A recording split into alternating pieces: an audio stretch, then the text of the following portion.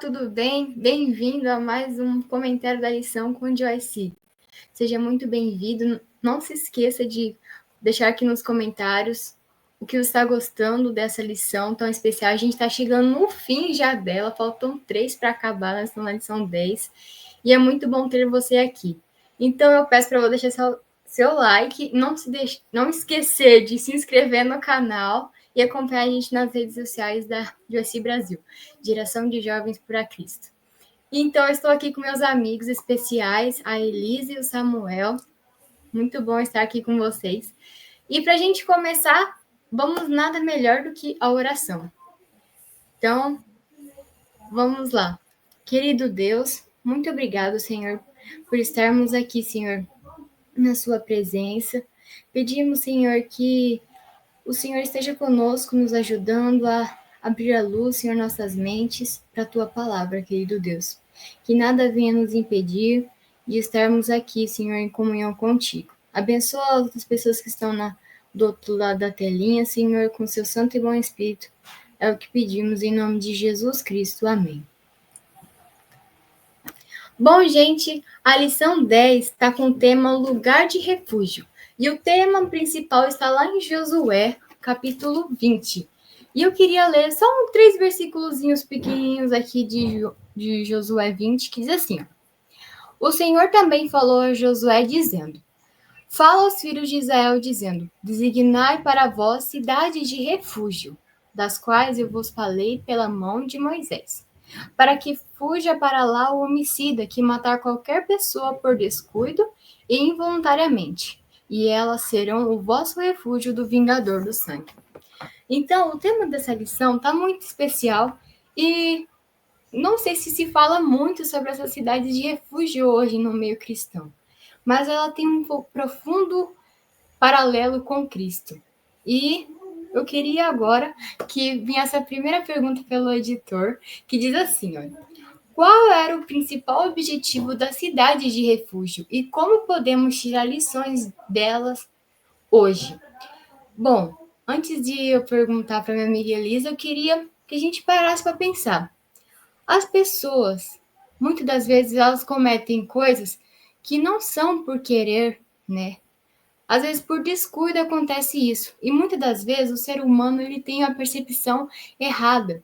E o que acontece, a gente julga mal as pessoas sem saber do que é a realidade. E Deus tinha um propósito para essa cidade, não é verdade?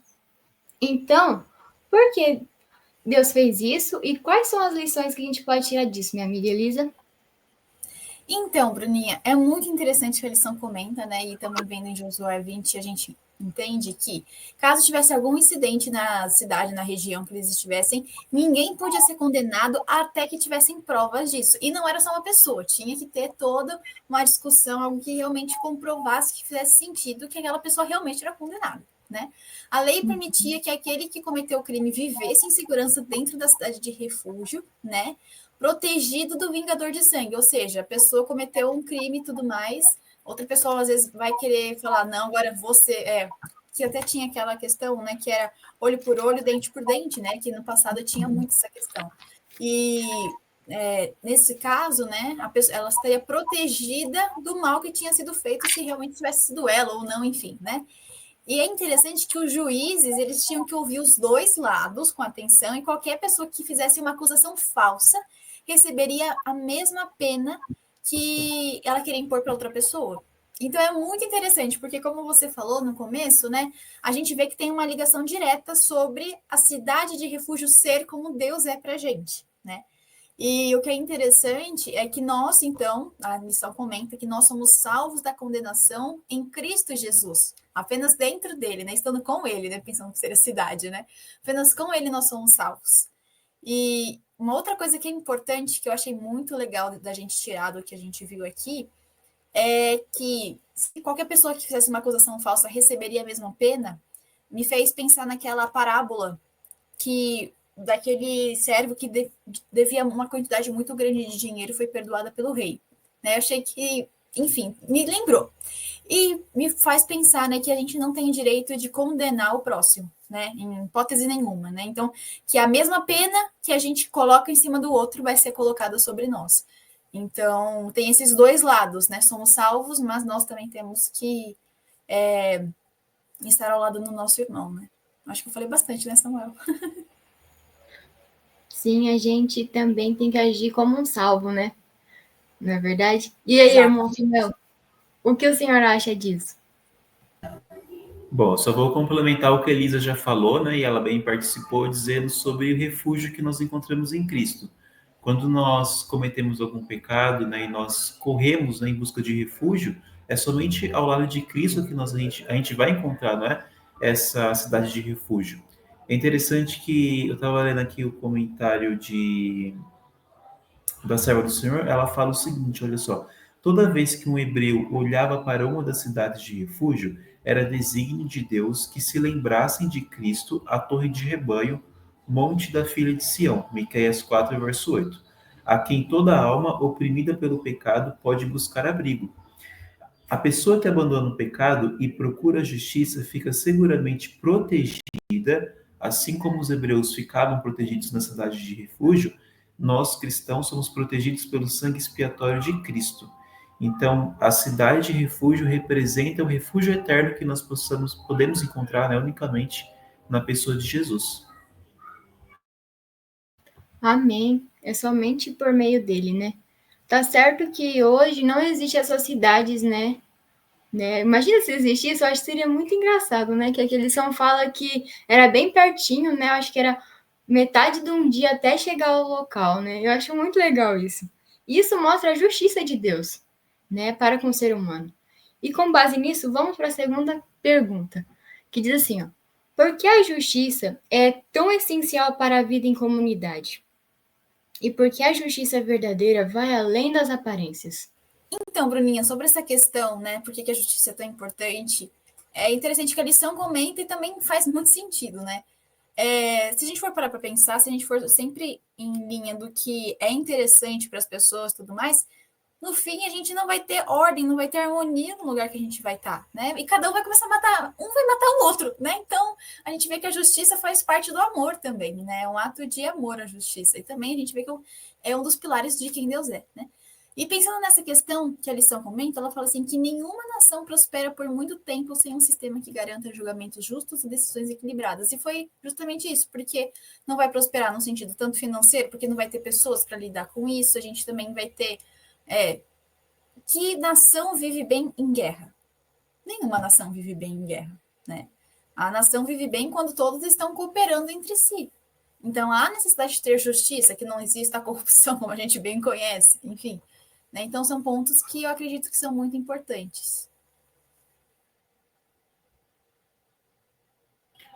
Bom, a lei de Deus, né, em essência, ela reflete seu caráter e um dos atributos é a justiça do Senhor, né? Então, o que vai proteger a comunidade e é essencial para todos nós, né, cristãos e não cristãos, é a lei de Deus, porque ela vai nos dar uma cerca, ela vai nos proteger, né, da corrupção, do assassinato, da imoralidade. Então, é haver justiça na terra. É interessante que lá em Israel, quando a lei de Deus, né, estava sendo negligenciada, estava sendo colocada de lado, os profetas, né, eles levantavam a voz falando assim, olha, a justiça está longe da terra, não é? Não há justiça em Jerusalém, não há justiça em Israel, porque vocês estão transgredindo a minha aliança, os meus mandamentos. Então, a justiça verdadeira, ela vai além das aparências quando nós guardamos a lei do nosso Deus. Amém. Somente assim. E nós vivemos num mundo onde não existe muita justiça, na verdade. É um mundo cheio de coisas ruins, né? Degradação do ser humano está exposta, né? A todos que vivem aqui e têm bons olhos de ver, né? Então, precisamos de Cristo. E com isso, vamos para a dica de IC.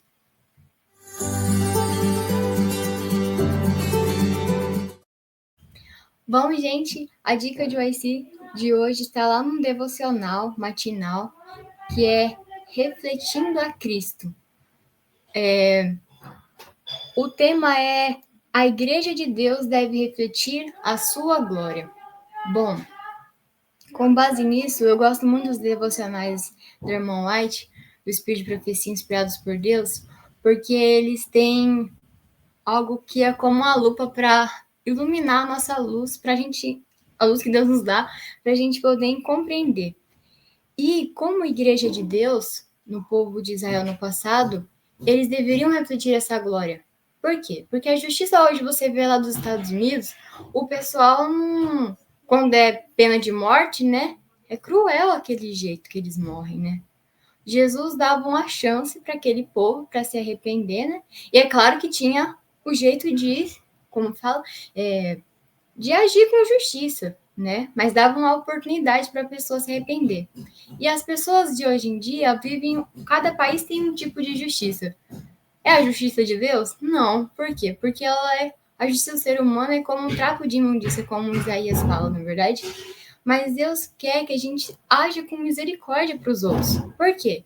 A gente às vezes julga alguém, mas não sabe o que aconteceu com o passado daquela pessoa para ela chegar até esse ato que ela cometeu, não é verdade?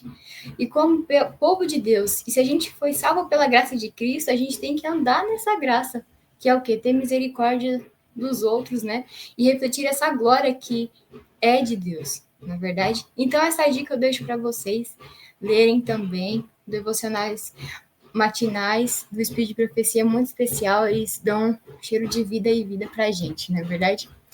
E com isso, vamos para a terceira e última pergunta, que diz assim: quais são os obstáculos que nos impedem de correr para o refúgio que Deus oferece?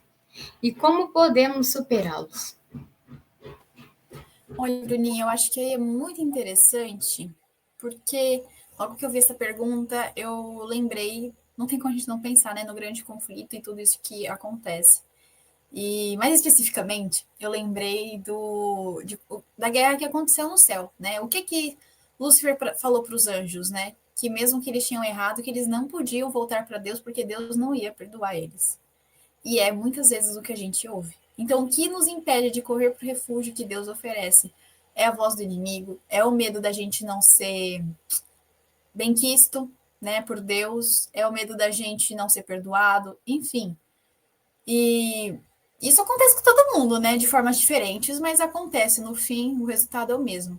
E do meu ponto de vista, né, o que a gente pode fazer para superar é ouvir o que a palavra tem para nos dizer, né? Ouvir no sentido de estudar a Bíblia, para entender o que Deus fala sobre nós e o desejo dele de estar com a gente. Então, por exemplo, para esse caso que eu comentei, né, que tem medo de voltar e Deus não te aceitar, eu amo muito a parábola do filho pródigo. Eu acho que ela vai diretamente com essa questão. A gente sabe que na parábola o pai estava todos os dias indo até a porta da casa dele para ver se o filho tinha voltado. E da mesma forma Deus faz isso com a gente. O desejo dele é que a gente volte para ele. Então, para mim, eu acho que eu já falei isso algumas vezes, mas eu vou falar de novo, é sempre bom, né? Eu tenho aqui um post-it em casa que coloca todas as coisas do que Deus ele fala sobre nós. Então, é bom a gente sempre deixar isso de uma forma visível para a gente guardar no coração, né, do que a palavra de Deus fala sobre a gente. Então, que nós somos filhos, nós somos perdoados, nós somos mais que vencedores em Jesus, que nós somos cidadãos do céu, nós somos protegidos, Ele cuida de nós. E na frente aqui na minha Bíblia, eu gosto de deixar versos bíblicos também que me lembram quando eu estou nesses momentos difíceis, sobre o que a gente pode pegar na palavra de Deus sobre o que ele fala sobre nós, né? Que ele não vai abandonar a gente, que ele cuida da gente, enfim. Então, acho que são formas, né, que a gente pode estar fazendo. E, lógico, nada substitui a oração, né? De novo, eu falei muito, né, Samuel? Enfim. Mas nada substitui a oração. Eu acho que isso é muito importante. Amém. O que também pode nos ajudar nessa compreensão é que, como a Elisa comentou, né, o diabo lá no céu, ele falou, né, para os anjos que estavam ao lado dele que era muito tarde para que eles pudessem voltar, não é? E a mesma coisa que ele faz conosco, que quando nós caímos em pecado, a gente pensa, mas eu já caí, já, né, dei lugar, né, ao mal, então eu não vou correr me refugiar em Cristo, porque eu pequei, né, mas Cristo é o amigo dos pecadores. É claro que ele pede para nós uma vida de santidade, mas ele dá poder para que nós tenhamos, né, essa santidade na nossa vida e que ele promete, olha, eu vou apagar suas transgressões e vou jogar, e também em outra passagem ele fala que vai jogar, né, as nossas culpas no fundo do mar. Mateus capítulo 11, verso 26 até o verso 30, né, bem conhecido de nós, olha, vinde a mim todos os que estão cansados e sobrecarregados e eu vos aliviarei. Tomai sobre vós o meu jugo e aprendei de mim, porque sou manso e humilde de coração, e achareis descanso para a vossa alma, porque o meu jugo é suave e o meu fardo é leve. Jesus então ele convida, né, para que nós possamos nos refugiar nele e descansar em suas promessas. Então, para você, amigo, que é adventista, que está nos acompanhando, para você que não é, mas tem interesse também em ler a nossa literatura, eu recomendo e vou pedir para o nosso editor colocar magicamente na tela o nome do livro, Caminho a Cristo, né? Que é uma dica improvisada, mas para a gente também, né? Caminho a Cristo, um livro muito maravilhoso, que eu gosto demais, e nesse livro você vai encontrar, né, os passos que conduzem à verdadeira felicidade em Cristo Jesus. Amém. Essa dica é muito boa também. E conforme a gente vai lendo, a Bíblia sempre tem muitos paralelos, não é verdade? E lá em Josué 20, a gente ouve assim, que Deus tinha falado para os filhos de Israel designar uma cidade de refúgio.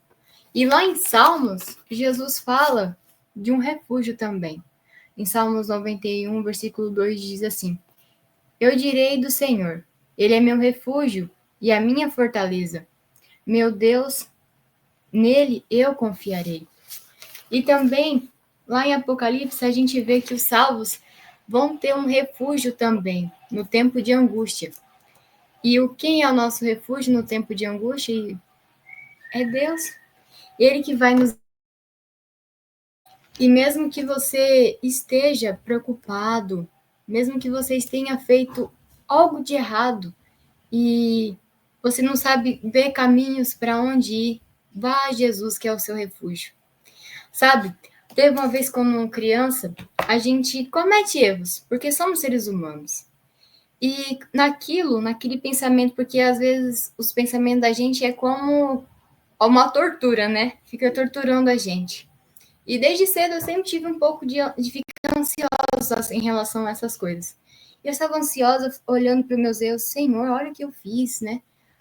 Mas então eu pedi perdão ao Senhor. Sabe aquele momento mais incrível da vida de um ser humano? É quando ele se arrepende genuinamente e Deus cobre o pecado dele, apaga a transgressão e coloca o seu manto de justiça.